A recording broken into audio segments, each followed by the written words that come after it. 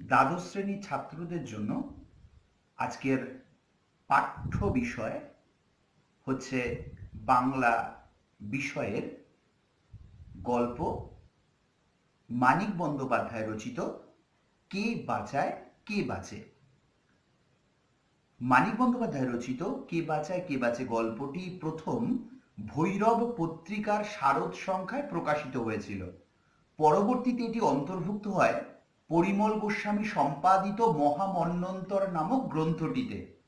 তার পরবর্তীতে এটি সম্পাদিত হয় যুগান্তর চক্রবর্তী সম্পাদিত মানিক বন্দ্যোপাধ্যায়ের শ্রেষ্ঠ গল্প সংকলন নামক গ্রন্থে।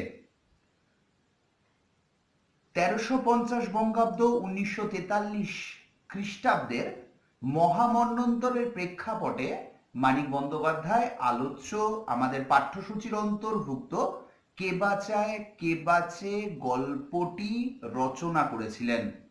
রচনার বিষয়বস্তু হচ্ছে মহামন্বন্তরের প্রেক্ষাপটে দাঁড়িয়ে এক ব্যক্তি চরিত্রের একটি নির্দিষ্ট ক্ষেত্র থেকে আরেকটি ক্ষেত্রে রূপান্তর, অর্থাৎ তার ব্যক্তি মানসিকতার পট পরিবর্তন।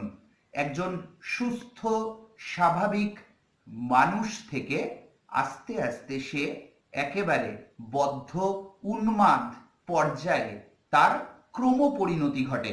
এই ক্রমপরিণতির যে ক্ষেত্রটি, যাকে আলোচ্য আমাদের পাঠ্যসূচির অন্তর্ভুক্ত কে বাঁচায় কে বাঁচে গল্পটির মধ্যে দিয়ে গল্পকার তথা ঔপন্যাসিক মানিক বন্দ্যোপাধ্যায় আমাদের পাঠককুলের কাছে উপস্থাপিত করেছেন।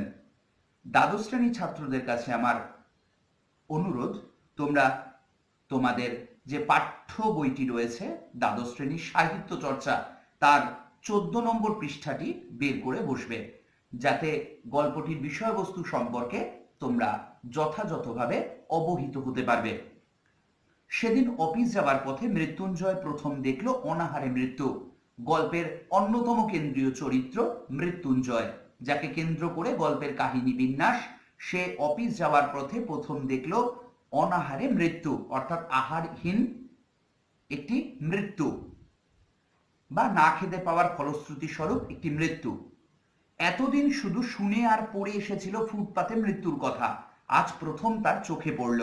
ফুটপাতে হাঁটা আর তার বেশি প্রয়োজন হয় না। কেন প্রয়োজন হয় না? নইলে দর্শনটা অনেক আগেই ঘটে যেত, সন্দেহ নেই। যদি সে ফুটপাত ধরে দীর্ঘ সময় হাঁটতো, তবে এরকম অনাহারে মৃত্যু দৃশ্য সে অনেক আগেই প্রত্যক্ষ করতে পারত। বাড়ি থেকে বেরিয়ে দুপা হেঁটেই সে ট্রামে ওঠে, নামে গিয়ে প্রায় অফিসের দরজায়। বাড়িটাও তার শহরের এমন এক নিরিবিলি অঞ্চলে, সে পাড়ায় ফুটপাতও বেশি নেই, লোকে মরতেও যায় না বেশি। চাকর ও ছোট ভাই তার বাজার ও কেনাকাটা করে। এই অনাহারে মৃত্যু দেখবার ফলশ্রুতি স্বরূপ কয়েক মিনিটেই মৃত্যুঞ্জয়ের সুস্থ শরীরটা অসুস্থ হয়ে গেল। মনে আঘাত পেলে মৃত্যুঞ্জয় শরীরে তার প্রতিক্রিয়া হয়। মনে আঘাতজনিত কারণে তার প্রতিক্রিয়া হয় কার শরীরে? মৃত্যুঞ্জয়ের শরীরে। মানসিক বেদনাবোধের সঙ্গে চলতে থাকে তার শারীরিক কষ্টবোধ। মনের ওপর তার একটা প্রভাব পড়ে এবং তার সঙ্গে তার শারীরিক কষ্টবোধ শুরু হয়। অফিসে পৌঁছে নিজের ছোট কুঠুরিতে ঢুকে, অর্থাৎ তার নিজের যে জায়গা যেখানে সে বসে অফিসের কাজকর্ম তদারকি করে, সেইখানে সে ধপ করে চেয়ারে বসে পড়ল। তখন সে রীতিমতো কাবু হয়ে পড়েছে এই পরিস্থিতির ফলে। একটু বসেই তাই উঠে সে গেল কোথায়? কল ঘরে। দরজা বন্ধ করে বাড়ি থেকে পেট ভরে যা কিছু খেয়ে এসেছিল। কি খেয়ে এসেছিল? ভাজা, ডাল, তরকারি, মাছ, দই আর ভাত, সব প্রায় বমি করে উগরে দিল। পাশের কুঠুরি থেকে নিখিল যখন খবর নিতে এলো, কলঘর থেকে ফিরে মৃত্যুঞ্জয় কাচের গ্লাসে জল পান করছে। আরেকটি চরিত্রের পরিচয় আমরা পেলাম আলোচ্য গল্পটিতে, তার নাম হচ্ছে নিখিল। সে যখন খবর নিতে এলো পাশের কুঠুরি থেকে, তখন দেখলো যে মৃত্যুঞ্জয় কাচের গ্লাসে জল পান করছে। গ্লাসটা খালি নামিয়ে রেখে সে শূন্য দৃষ্টিতে, মানে উদাস দৃষ্টিতে দেয়ালের দিকে তাকিয়ে রইল। অফিসে সে আর নিখিল প্রায় সমপদস্থ, মাইনে দুজনেরই সমান। একটা বাড়তি দায়িত্ব পালনের জন্য মৃত্যুঞ্জয় নিখিলের থেকে 50 টাকা বেশি মাইনে পায়। নিখিল রোগা, তীক্ষ্ণ বুদ্ধি, একটু আলসে প্রকৃতির লোক। মৃত্যুঞ্জয় 2 বছর আগে বিয়ে করে 8 বছরে সে মোটে 2টি সন্তানের পিতা হয়েছে। সংসারে তার নাকি মন নেই। অবসর জীবনটা সে কি করতে চায়? বই পড়ে আর একটা চিন্তার জগৎ গড়ে তুলে কাটিয়ে দিতে চায়। অন্য সকলের মতো নিখিলও কিন্তু মৃত্যুঞ্জয়কে খুবই পছন্দ করে। কিসের জন্য? হয়তো মৃদু একটু অবজ্ঞার সঙ্গে, একটা অবহেলার সঙ্গে ভালোবাসে। মৃত্যুঞ্জয় শুধু নিরীহ শান্ত দরদি মানুষ বলে নয়, সৎ ও সরল বলেও নয়। মৃত্যুঞ্জয়ের মধ্যে কি রয়েছে? মানব সভ্যতার সবচেয়ে প্রাচীন এবং সবচেয়ে পচা ঐতিহ্য আদর্শবাদের কল্পনা তাপস বলে। এই আদর্শবাদ কি? পরম্পরাগত আদর্শকে যে মান্যতা দেয়। আর কল্পনা তাপস বলতে কি বোঝানো হয়েছে? যে কল্পনায় বাঁচে এমন মানুষ, যা নিখিল মৃত্যুঞ্জয়ের মধ্যে পরিলক্ষিত করেছিল বলে সে কিন্তু একটু অবহেলার সঙ্গে মৃত্যুঞ্জয়কে ভালোবাসে। মৃত্যুঞ্জয় দুর্বল চিত্ত, ভাবপ্রবণ, মানে চিন্তাশীল। আদর্শবাদী হলে কোনো কথা ছিল না, আদর্শবাদকে মান্যতা দিলে কোনো কথাই ছিল না। দুটো খোঁচা দিয়ে খেপিয়ে তুললেই তার মনের পুঞ্জ পুঞ্জ অন্ধকার বেরিয়ে এসে, রাশি রাশি মনের ভিতরে সেই অন্ধকার বেরিয়ে এসে তাকে অবজ্ঞেয় করে দিত, অর্থাৎ তাকে উপেক্ষিত করে রাখতে পারত। কিন্তু মৃত্যুঞ্জয়ের মানসিক ক্রিয়া প্রতিক্রিয়া, অর্থাৎ তার পারিপার্শ্বিক ঘটনার অভিব্যক্তি জনিত কারণে তা কিন্তু স্লথ, অর্থাৎ শিথিল, কিন্তু নিস্তেজ নয়, তেজহীন নয়। শক্তির একটা উৎস আছে তার মধ্যে, অর্থাৎ নিখিলের মধ্যে একটা শিথিল মানসিকতা পরিলক্ষিত হলেও তার মধ্যে কিন্তু একটা তেজোদ্দীপ্ততা ছিল। শক্তির একটা উৎস আছে তার মধ্যে। অব্যয়কে শব্দরূপ দেওয়ার চেষ্টায়, অর্থাৎ যা অক্ষয় তাকে শব্দরূপ দেওয়ার চেষ্টায় সে বহু শক্তি ক্ষয় হয়ে গেছে মানুষের জগতে, তারই একটা অংশ মাত্রকে মৃত্যুঞ্জয়। নিখিল পর্যন্ত মাঝে মাঝে তাই কাবু হয়ে যায়। কার কাছে? মৃত্যুঞ্জয়ের কাছে। মৃদু ঈর্ষার সঙ্গে, অর্থাৎ খানিকটা হিংসার সঙ্গে সে তখন ভাবে যে নিখিল না হয়ে সে যদি মৃত্যুঞ্জয় হতো তাহলে খুব একটা মন্দ হতো না, মানে খারাপ হতো না। মৃত্যুঞ্জয় রকম দেখেই, এরকম অবস্থা দেখেই নিখিল অনুমান করতে পারল বড় একটা সমস্যার সঙ্গে তার সংঘর্ষ হয়েছে। এবং সার্সিতে, মানে কাচের আটকানো মৌমাছির মতো, বা কাঁচের জানালায় আটকানো মৌমাছির মতো সে মাথা খুঁড়ছে। কে? মৃত্যুঞ্জয়। অনুমান করলো কে? মৃত্যুঞ্জয়কে দেখে নিখিল সেই স্বচ্ছ সমস্যার অকারণ, অর্থহীন, অনুচিত কাঠিন্যে, অর্থাৎ সুস্পষ্ট অতি জটিল সংকটের অনর্থক অনমনীয়তায়। কি হলো হে তোমার? নিখিল সন্তর্পণে প্রশ্ন করল। এহেন পরিস্থিতিতে দাঁড়িয়ে নিখিল প্রশ্ন করল অত্যন্ত সতর্কতার সঙ্গে। কাকে? মৃত্যুঞ্জয়কে। এই অংশটুকু পরবর্তীতে, বাকি যে অংশটুকু রয়েছে আলোচ্য গল্পের, সেটি আগামী ক্লাসে তোমাদের উদ্দেশ্যে তুলে ধরব।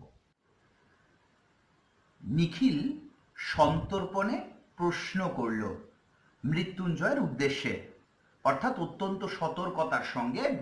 বিগত ক্লাসে এত পর্যন্ত আলোচ্য কে বাঁচে গল্পটির পড়ানো হয়েছিল। এর পরবর্তীতে কি দেখা গেল? নিখিলের এই প্রশ্ন পরবর্তীতে মৃত্যুঞ্জয় বলল, মরে গেল, না খেয়ে মরে গেল। আনমনে অর্ধভাষণে যেন আর্তনাদ করে উঠল কে? মৃত্যুঞ্জয়। অন্যমনস্কভাবে অর্ধস্ফুট স্বরে চিৎকার করে উঠল কে? মৃত্যুঞ্জয়। আরো কয়েকটি প্রশ্ন করে নিখিলের মনে হলো মৃত্যুঞ্জয়ের ভিতরটা সে পরিষ্কার দেখতে পাচ্ছে। ফুটপাথে অনাহারে মৃত্যুর মতো সাধারণ সহজবোধ্য ব্যাপারটা সে ধারণা করতে পারছে না, সেটা আশ্চর্য নয়। সে একসঙ্গে পাহাড় প্রমাণ মাল মশলা ঢোকাবার চেষ্টা করছে তার ক্ষুদ্র ধারণা শক্তির থলিটিতে, অর্থাৎ সে বোঝবার চেষ্টা করছে, তার যতটুকুনি ধারণা করা সম্ভবপর তারই নিরিখে সে বোঝবার চেষ্টা চালিয়ে যাচ্ছে। ফুটপাতের ওই বিভৎসতা ক্ষুধা অথবা মৃত্যুর রূপ, না খেয়ে মরা কি ও কেমন, কত কষ্ট হয় না খেয়ে মরতে, কিরকম কষ্ট, ক্ষুধার যাতনা বা যন্ত্রণা বেশি না মৃত্যু যন্ত্রণা বেশি, কোনটা ভয়ঙ্কর? অথচ নিখিল যখন প্রশ্ন করে জবাবে অন্য কথা বলে কে? মৃত্যুঞ্জয়। ভাবছি আমি বেঁচে থাকতে যে লোকটা না খেয়ে মরে গেল, এ অপরাধের প্রায়শ্চিত্ত কি? অর্থাৎ এই না খেতে পেয়ে মরে যাবার ব্যাপারটিকে সম্পূর্ণরূপে মৃত্যুঞ্জয় মনে করে এটা যেন তার অপরাধ, এই অপরাধ বোধ থেকে সে প্রায়শ্চিত্ত করবার কথা ভাবে। জেনে শুনেও এতকাল 4 বেলা করে খেয়েছি পেট ভরে, যথেষ্ট রিলিফ ওয়ার্ক হচ্ছে না। রিলিফ ওয়ার্ক কি? দুর্গত মানুষদের সাহায্যে সরকারি উদ্যোগে ত্রাণ দেওয়া। কিসের জন্য হচ্ছে না? লোকের অভাবে। এদিকে ভেবে পাই না কি করে সময় কাটাবো। ধিক, শতধিক আমাকে, নিজেকে ধিক্কার জানাতে থাকে মৃত্যুঞ্জয়। মৃত্যুঞ্জয় চোখ ছলছল করছে দেখে নিখিল চুপ করে থাকে। দরদের চেয়ে ছোঁয়াচে কিছুই নেই এ জগতে। নিখিলের মনটাও খারাপ হয়ে যায়, অর্থাৎ দরদের ব্যাপারটা এমন, তা অনেকটা ছোঁয়াচের ন্যায়। নিখিলের মনটাও কিন্তু খারাপ হয়ে যায়। দেশের সমস্ত দরদ যদি পুঞ্জীভূত করে ঢাললেও, একত্রিত করে ঢাললেও এ আগুন নিভবে না। কিসের আগুন? ক্ষুধার। তা অন্যের বদলে সমিধে পরিণত হবে। সমিধ কি? যজ্ঞের আগুন জ্বালানোর জন্য যে ব্যবহৃত হওয়ার জন্য যে প্রয়োজনীয় কাঠ, সেটাই হচ্ছে কি সমিধ, তা সমিধে পরিণত হবে। ভিক্ষা দেবার মতো অস্বাভাবিক পাপ যদি আজ পুণ্য হয়ে থাকে, তবে জীবন ধারণের অন্নে মানুষের দাবি জন্মাবে কিসে? অর্থাৎ যে অন্ন প্রাপ্তিটা তার জীবন ধারণের জন্য একান্ত প্রয়োজন, যেটা মানুষের একটা স্বাভাবিক দাবি, সেই দাবি না ব্যক্ত করে যদি শুধুমাত্র ভিক্ষাবৃত্তি করে জীবন কাটানো যায়, তাকে অস্বাভাবিক পাপ বলে মনে হয়ে থাকে, এবং তা আজ কি পুণ্যতার ফলশ্রুতি স্বরূপ পরিলক্ষিত হচ্ছে। রূঢ় বাস্তব নিয়মকে উল্টে মধুর আধ্যাত্মিক নীতি করা যায়, অর্থাৎ যেটা রূঢ় বাস্তব তাকে পাল্টে সমাজের পক্ষে যা ন্যায় সঙ্গত, সেটা কি? সেটা হয়ে যায় অনিয়ম, মানে নিয়ম বহির্ভূত। চিতার আগুনে যত কোটি মড়াই পোড়ানো হয়ে থাক, পৃথিবীর সমস্ত জ্যান্ত মানুষগুলোকে যদি চিতায় তুলে দিলে আগুন তাদেরও কিন্তু পুড়িয়ে ছাই করে দেবে, কারণ এটাই হচ্ছে আগুনের ধর্ম। বিক্ষুব্ধ চিত্তে, অস্থির মনে এসব কথা ভাবতে ভাবতে নিখিল সংবাদপত্রটি হাতে তুলে নিল।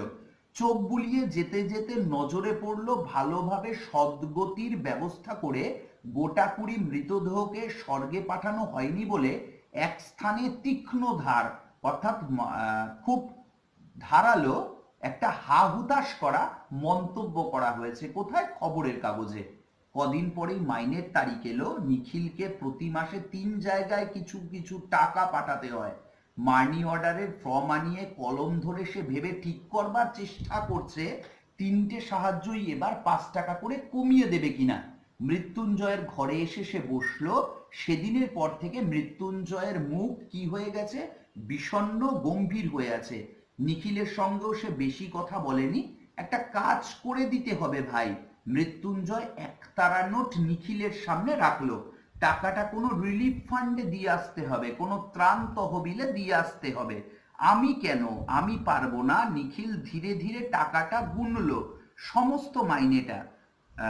হ্যাঁ, বাড়িতে তোর 9 জন লোক, মাইনের টাকায় মাস চলে না, প্রতি মাসে ধার করিস। তা হোক, আমায় কিছু একটা করতেই হবে ভাই। রাতে ঘুম হয় না, খেতে বসলে খেতে পারি না, একবেলা করে খাওয়া ছেড়ে দিয়েছি। আমার আর টুনুর মার একবেলা করে ভাত বিলিয়ে দেই। এই টুনুর মাকে, টুনু হচ্ছে মৃত্যুঞ্জয়ের সন্তান, আর তার মা বলতে মৃত্যুঞ্জয়ের স্ত্রী। নিখিল এক দৃষ্টে তাকিয়ে থাকে। জ্বর হলে যেমন দেখায় মৃত্যুঞ্জয়ের গোল মুখখানা তেমনি থম থম করছে। ভেতরে সে পুড়ছে, সন্দেহ নেই, অর্থাৎ অন্তর জ্বালায় সে জ্বলছে। কে? মৃত্যুঞ্জয়। সে বিষয়ে কোনো সন্দেহ নেই। আর টুনুর মার যা স্বাস্থ্য, একবেলা খেয়ে দিন 15-20 টিকে থাকতে পারবে। মন্তব্য শুনে মৃত্যুঞ্জয় ঝাঁঝিয়ে উঠল। আমি কি করব? কত বলেছি, কত বুঝিয়েছি, কথা শুনবে না। আমি না খেলে উনিও খাবেন না। এ অন্যায় নয়, অত্যাচার নয়। মরে তো মরবে না খেয়ে। নিখিল ভাবছিল তার বন্ধুকে বুঝিয়ে বলবে এভাবে দেশের লোককে বাঁচানো যায় না। যে অন্ন পাওয়া যাচ্ছে সে অন্ন তো পেটে যাবেই কারো না কারো। যে রিলিফ চলছে, যে ত্রাণ চলছে, তা শুধু একজনের বদলে আরেকজনকে খাওয়ানো। এতে শুধু আড়ালে যারা মরছে তাদের মরতে দিয়ে চোখের সামনে যারা মরছে তাদের কজনকে বাঁচানোর একটা চেষ্টা চলছে। কিন্তু এসব কোনো কথাই সে বলতে পারলো না, তার গলায় আটকে গেল। এর পরবর্তীতে কাহিনী বিশ্লেষণের নিরিখে যে অংশটুকু বাকি রইল, আলোচ্য কে বাঁচায় কে বাঁচে গল্পটির আগামী ক্লাসে সেটা বিস্তারিতভাবে বর্ণনা করব। গল্পের অন্যতম চরিত্র মৃত্যুঞ্জয় এবং পার্শ্ব চরিত্র রূপে নিখিল, তাদের দুজনের ত্রাণ নিয়ে পারস্পরিক কথোপকথন এবং যার ফলশ্রুতি স্বরূপ একে অপরের কথার পরিপ্রেক্ষিতকে কেন্দ্র করে তাদের যে আলোচনা সেটা বিগত ক্লাসে তুলে ধরা হয়েছিল তোমাদের উদ্দেশ্যে। যে কথাগুলো বলবার চেষ্টা করলো নিখিল, তার কিছু কথা বলবার পর সে আর ব্যক্ত করতে পারল না, তার গলায় আটকে গেল। সে শুধু বলল ভুরি ভোজনটা অন্যায়, মানে অতিরিক্ত খাওয়াটা অন্যায়, কিন্তু না খেয়ে মরাটা উচিত নয় ভাই, না খেয়ে মরে যাওয়াটা উচিত নয়। আমি কেটে ছেটে যতদূর সম্ভব খাওয়া কমিয়ে দিয়েছি, বেঁচে থাকতে যতটুকুনি দরকার খাই, এবং দেশের সমস্ত লোক মরে গেলেও যদি সেটুকু সংগ্রহ করার ক্ষমতা আমার থাকে, কাউকে না দিয়ে আমি তা নিজেই খাবো। নীতি ধর্মের দিক থেকে বলছি না, অর্থাৎ জীবন সম্পর্কে ন্যায়সঙ্গত ধারণা নিয়ে বলছি না, সমাজ ধর্মের দিক থেকে অর্থাৎ সমাজনীতির দিক থেকে বলছি 10 জনকে খুন করার চেয়ে নিজেকে না খাইয়ে মারা বড় পাপ। অর্থাৎ নিখিলের এই বক্তব্য যখন নিখিল ব্যক্ত করে সেটি কিন্তু সে ন্যায় ধর্মের দিক থেকে নয়, সমাজ ধর্মের দিক থেকে ব্যক্ত করতে চায়, যেখানে তার নিজের বাঁচার তাগিদে যেটুকু খাদ্যের প্রয়োজন সে সেটুকুই গ্রহণ করতে চায়, তার বাইরে গিয়ে সে অন্যকে খাওয়ানোর যে প্রবণতা সেটাকে সে তুলে ধরতে চায় না। কারণ সে মনে করে তার বেঁচে থাকতে যতটুকুনি দরকার সেটুকু তাকে খেতেই হবে। তার জন্য সে দেশের সমস্ত লোক যদি মরেও যায় তবুও কিন্তু সে সেটুকু খাদ্য সংগ্রহ করে নেবে যদি তার ক্ষমতা থাকে। নিখিলের এহেন কথার পরিপ্রেক্ষিতকে কেন্দ্র করে মৃত্যুঞ্জয় তার প্রতিউত্তর করে বলে ওটা পাশবিক স্বার্থপরতা, অর্থাৎ পশুদের মতন স্বার্থকেন্দ্রিক জীবনযাপন। কিন্তু যারা না খেয়ে পেয়ে মরছে তাদের যদি এই স্বার্থপরতা থাকতো, তাহলে এক কাপ অখাদ্য গ্রুয়েল কি জলে সেদ্ধ তরল খাদ্য দেবার বদলে তাদের যদি স্বার্থপর করে তোলা যেত, তাহলে অন্ন থাকতে বাংলায় কেউ না খেতে পেয়ে মরতো না। তা সে অন্ন 1000 মাইল দূরেই থাক আর 31টা তালা লাগানো গুদামেই থাক, মানুষ তার নিজের দাবি বা নিজের সহজাত প্রবণতা থেকে তার নিজের খাদ্য সংস্থানের জন্য যেটা প্রয়োজন সেটা সে যথাযথভাবেই আদায় করে নিতে পারত। মৃত্যুঞ্জয় তখন বলে তুই পাগল নিখিল, বদ্ধ পাগল, বলে সে উঠে যায়। তারপর দিন দিন কেমন যেন হয়ে যেতে লাগলো মৃত্যুঞ্জয়। দেরি করে অফিসে আসে, কাজে ভুল করে, চুপ করে বসে ভাবে, এক সময় বেরিয়ে যায়। বাড়িতে তাকে আর পাওয়া যায় না। শহরের আদি অন্তহীন ফুটপাত ধরে সে ঘুরে ঘুরে বেড়ায়। ডাস্টবিনের ধারে, গাছের নিচে, খোলা ফুটপাতে যারা পড়ে থাকে, অনেক রাত্রে দোকান বন্ধ হলে যারা হামাগুড়ি দিয়ে সামনের রোয়াকে উঠে একটু ভালো আশ্রয় খোঁজে, ভোর 4টে থেকে যারা লাইন দিয়ে বসে দাঁড়িয়ে থাকে তাদেরকে মৃত্যুঞ্জয় লক্ষ্য করে। পাড়ায় পাড়ায় লঙ্গরখানা খুঁজে বার করে, অন্য প্রার্থীর ভিড় দেখে, অর্থাৎ পাড়ায় পাড়ায় যে লঙ্গরখানা রয়েছে সেখানে কারা কারা খাদ্যের জন্য সেখানে দাঁড়িয়েছে, তারা কতজন, সেই ভিড় সে দেখতে থাকে। প্রথম এইসব নরনারীর যতজনের সঙ্গে তার আলাপ হতো, এখন আলাপ করত কে? মৃত্যুঞ্জয় তাদের সঙ্গে আলাপ করত। এখন সেটা বন্ধ করে দিয়েছে। সকলে কারণ একই কথা বলে, ভাষাও বলার ভঙ্গিও পর্যন্ত এক, তাদের কথাবার্তা বলার ধরন পর্যন্ত এক।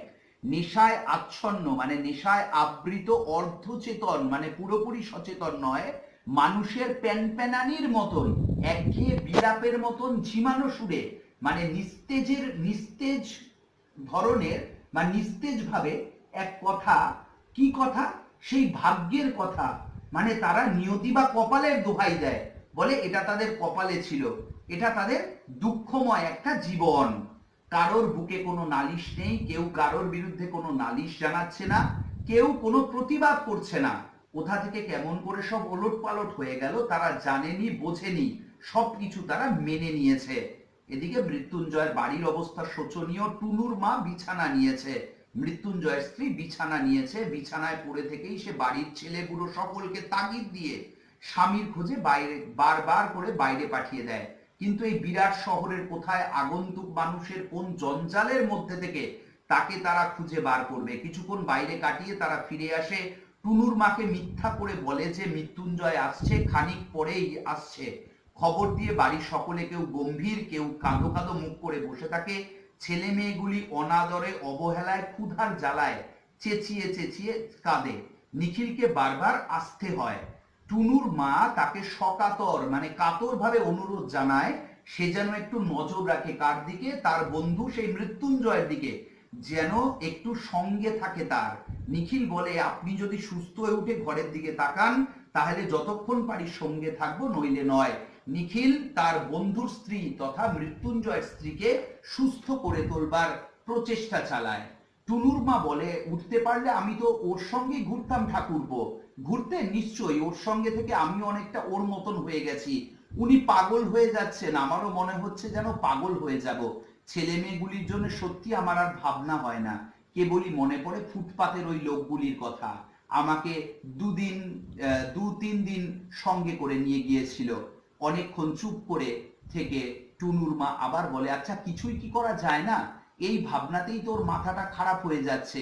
কেমন একটা ধারণা জন্মেছে যথা সর্বস্ব দান করলেও কিছুই ভালো করতে পারবেন না, অর্থাৎ যথা সর্বস্ব দান করলেও কিছুই ভালো করতে পারবেন না।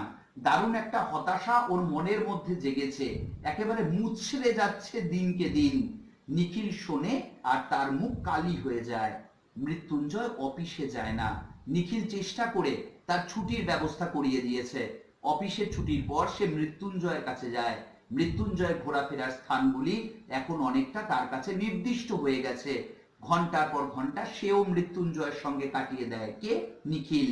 ঘুরিয়ে ফিরিয়ে নানাভাবে তাকে উল্টো কথা শোনায়, নিজের আগেকার যুক্তি তর্কগুলি নিজেই খণ্ড খণ্ড করে দেয়।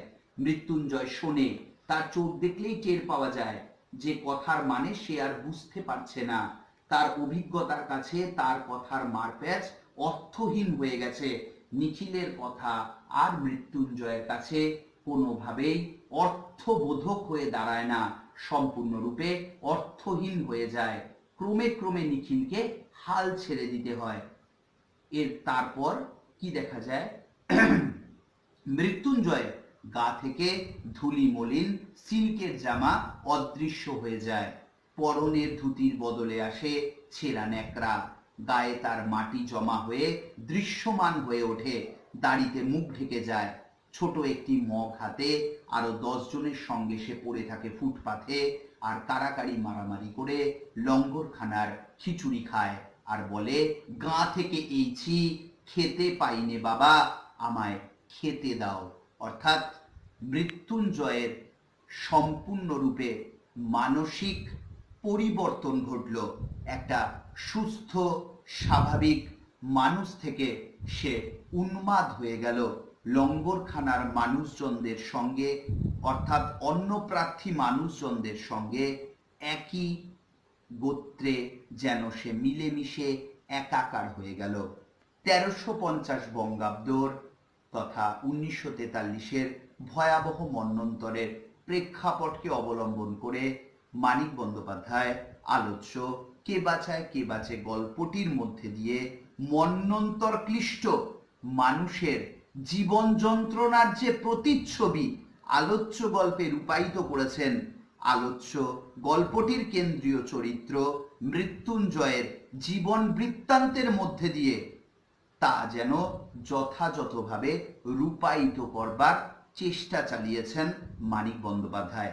তাই একজন সুস্থ স্বাভাবিক অফিসের কর্মচারী থেকে লঙ্গরখানার অন্য প্রার্থীদের ভিড়ে মিশে যাওয়া মৃত্যুঞ্জয়ের চরিত্রের যে পট পরিবর্তন ঘটল তা আমাদেরকে মন্বন্তরের ভয়াবহতার প্রেক্ষিতকে কেন্দ্র করে না খেতে পাওয়ার যন্ত্রণা এবং সেই না খেতে পেয়ে মৃত্যুজনিত যে ফলশ্রুতি তার যে স্বরূপ আলোচ্য গল্পটি পাঠ করলে এবং যথাযথভাবে মৃত্যুঞ্জয়ের চরিত্রটি সম্পর্কে অবহিত হতে পারলে আমরা আলোচ্য কে বাঁচায় কে বাঁচে গল্পটির কাহিনী বিন্যাসের মধ্যে দিয়ে এর যথার্থতা যথাযথভাবে নিরূপণ করতে পারবো। এইভাবেই আলোচ্য কে বাঁচায় কে বাঁচে গল্পটিতে মন্বন্তরের প্রেক্ষাপটকে অবলম্বন করে এক যন্ত্রণাকাতর দুঃসময়ের প্রতিচ্ছবি আমাদের পাঠককুলের কাছে রূপায়িত করেছেন বিখ্যাত ঔপন্যাসিক তথা গল্পকার মানিক বন্দ্যোপাধ্যায়।